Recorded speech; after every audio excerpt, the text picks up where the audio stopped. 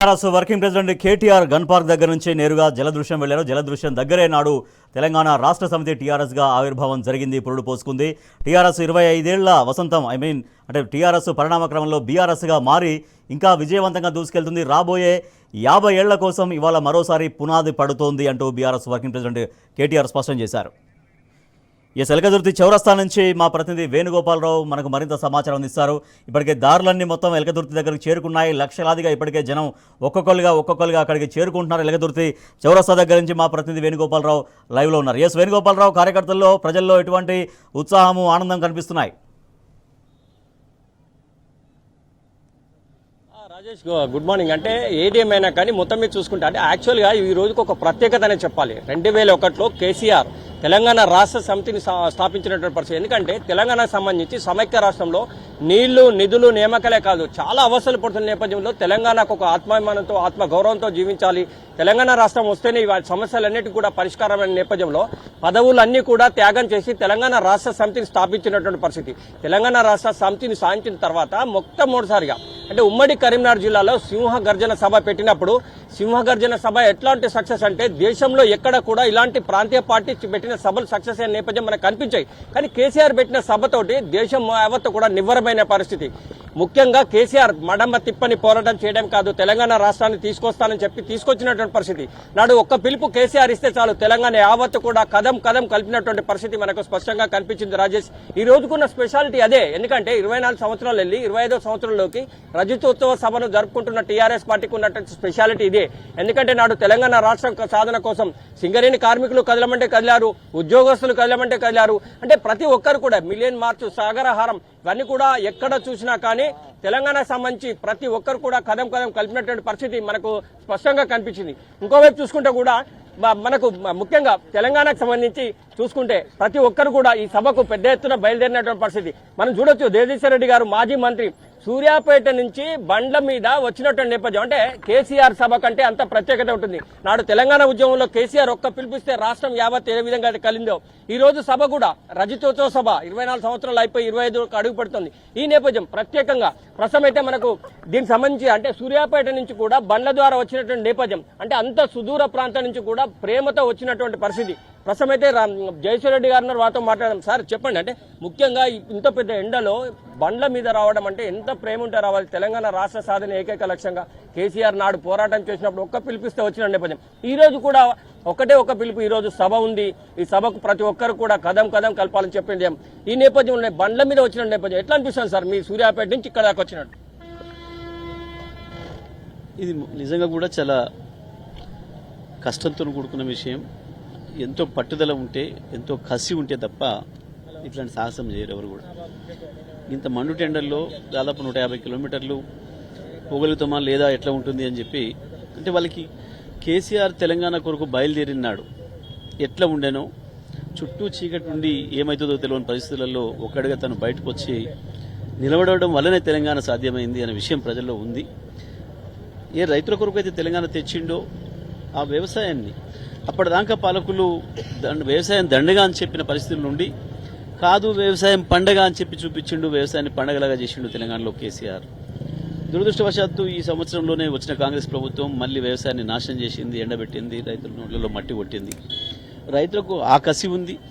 ఒకవైపు తెలంగాణను తెచ్చిన కేసీఆర్ పైన వ్యవసాయాన్ని పండగలాగా చేసిన వాళ్ళ బతుకుల్లో వెలుగులు నింపిన కేసీఆర్ పైన ప్రేమ ఉంది. సంవత్సర కాలంలోనే నాశనం అయిపోయినమన్న బాధ ఉంది. ఈ కాంగ్రెస్ పార్టీ ప్రభుత్వం మీద కసి ఏదైతే ఉందో అది వాళ్ళని నడిపించింది అక్కడి నుంచి ఇక్కడి వరకు. ఒకవైపు ప్రేమ కేసీఆర్ పైన ప్రేమ కావచ్చు, ఇంకోవైపు కాంగ్రెస్ ప్రభుత్వం పైన కసి కావచ్చు, ఇక్కడ దాకా నడిపించింది వాళ్ళను. ఈ ఎండలో కూడా వాళ్ళు ఏ ఇబ్బందులు పడినా సరే ఎదుర్కొనైనా సరే చేరుకొని తీరాలి అని చెప్పి చేరుకుంటున్నారు. కాసేపట్లో వాళ్ళు సభా ప్రాంగణాన్ని కూడా చేరుకునే అవకాశం ఉంది.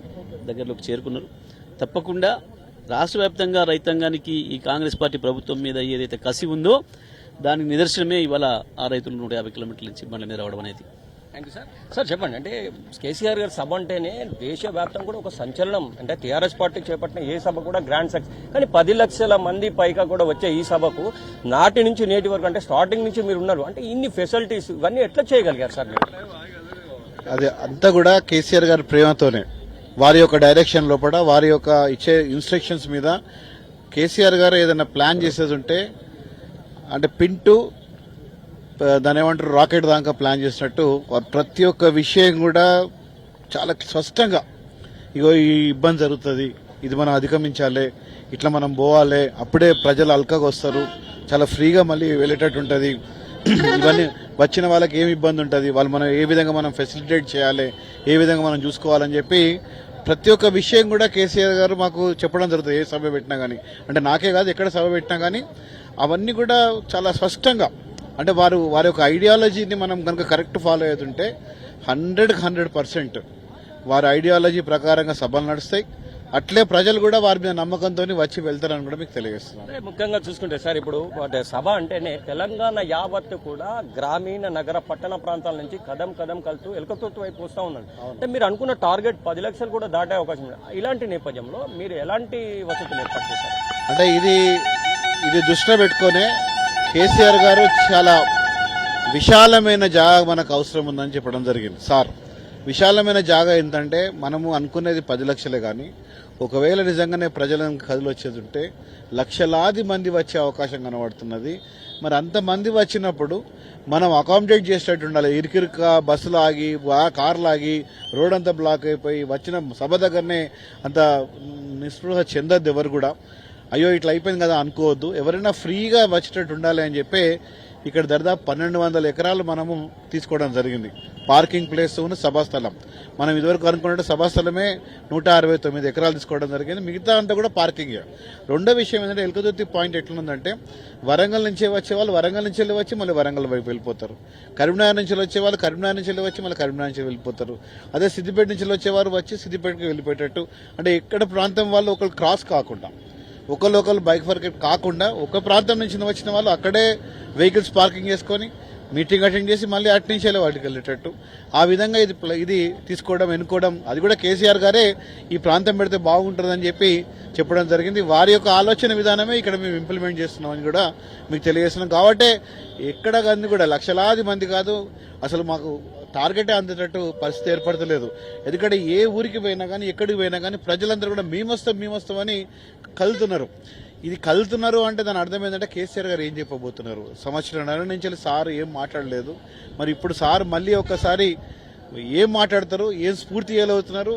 అయ్యో ఇట్లా జరిగిపోయింది కదా మాకు గత సంవత్సరంన్నర నుంచి అని చాలా మంది కూడా బాధ చెందుతున్నారు.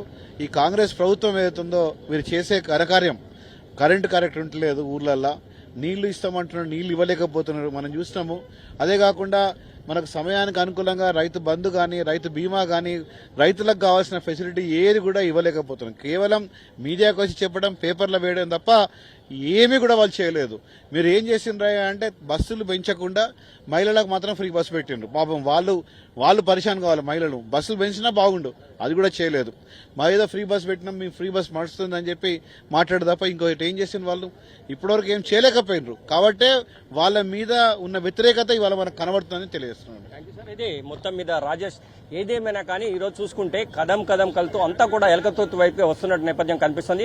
కొద్దిసేపటి క్రితమే మాజీ మంత్రి గంగుల కమలాకర్ పార్టీ కార్యాలయంలో కరీంనగర్లో జెండా ఆవిష్కరించారు. BRS party working president KTR ఇచ్చిన పిలుపు మేరకు ప్రతి ఒక్కరు కూడా ప్రతి గ్రామం, నగర, పట్టణ ప్రాంతాల్లో గులాబీ జెండాను ఎగరవేసి ఎలకతుర్తి వైపు వస్తున్నట్టు నేపథ్యం మనకు కనిపిస్తుంది. సూర్యాపేట నుంచి కూడా బండ్ల ద్వారా రైతులు వచ్చారంటే ఈ సభకున్న ప్రత్యేకత ఏందో మనం తెలుసుకోవచ్చు. రాజేష్ ఏదేమైనా కానీ ముఖ్యంగా చూసుకుంటే ఈ రోజు కేసీఆర్ ఇచ్చే విలువైన సందేశాన్ని వినడానికి ఉమ్మడి కరీంనగర్ జిల్లా కాదు తెలంగాణ రాష్ట్ర యావత్తు కూడా ఎలకతుర్తి వైపు చూస్తున్న నేపథ్యం కనిపిస్తుంది. ప్రస్తుతం అయితే మనం ఎలకతుర్తి చౌరస్తాలో ఉన్నాం. చూడొచ్చు, ఎక్కడ చూసినా కానీ మనకు గులాబీమయమైపోయినటువంటి పరిస్థితి కనిపిస్తుంది. కేసీఆర్ పెద్ద కటౌట్, అంటే కేసీఆర్దే కాదు ఎక్కడ చూసినా గులాబీ కనిపిస్తుంది. చౌరస్తాలన్నీ కూడా గులాబీమయమైపోయాయి. ఈ రోజు యావత్తు తెలంగాణ కూడా నాడు తెలంగాణ రాష్ట్రం కోసం ఏనాడైతే పోరాటం చేయడానికి ముందు కదం కలుపుతూ కేసీఆర్ కు బాసడగా నిలిచారో ఈ రోజు కూడా తెలంగాణ రాష్ట్రం అంటే కేసీఆర్ ఇచ్చిన ఒక పిలుపు ప్రతిష్టాత్మకంగా తీసుకున్నటువంటి ఈ సభను సక్సెస్ చేయాలనే నేపథ్యంలో గ్రామీణమే కాదు, నగరాలే కాదు, పట్టణాలే కాదు, ప్రతి చోట కూడా ప్రతి ఒక్కరు కూడా ఎలకతుర్తి వైపు వస్తున్న నేపథ్యం మనకు స్పష్టంగా కనిపిస్తుంది. రాజేష్ ఏదేమైనా కానీ ఈ రోజు సాయంత్రం వరకు కూడా ఎంత మంది వచ్చినా, అంటే యాక్చువల్ అయితే టార్గెట్ 10 లక్షలు 15 లక్షలు దాటినా కూడా ఎవరికి ఎక్కడ ఎటువంటి ఆటంకాలు కలగకుండా ఇప్పటికే అన్ని ఏర్పాటు చేశామని చెప్పి సతీష్ కుమార్ చెప్తున్న నేపథ్యం కనిపిస్తుంది. ఏదేమైనా కానీ ఇప్పటికైతే మనకు ప్రతి చోట కూడా ఎవరికి వీలైనట్టు వాళ్ళు బస్సుల్లో కావచ్చు, కార్లలో కావచ్చు, బైకుల ద్వారా కావచ్చు, నడక ద్వారా కావచ్చు, బండ్ల ద్వారా కావచ్చు ఎలకతుర్తికి రావాలనే ఒక ఉత్సుకత అయితే మనకు ప్రతి చోట స్పష్టంగా కనిపిస్తుంది. రాజేష్ ఇది ఇక్కడ తాజా అప్డేట్. Hope to studio.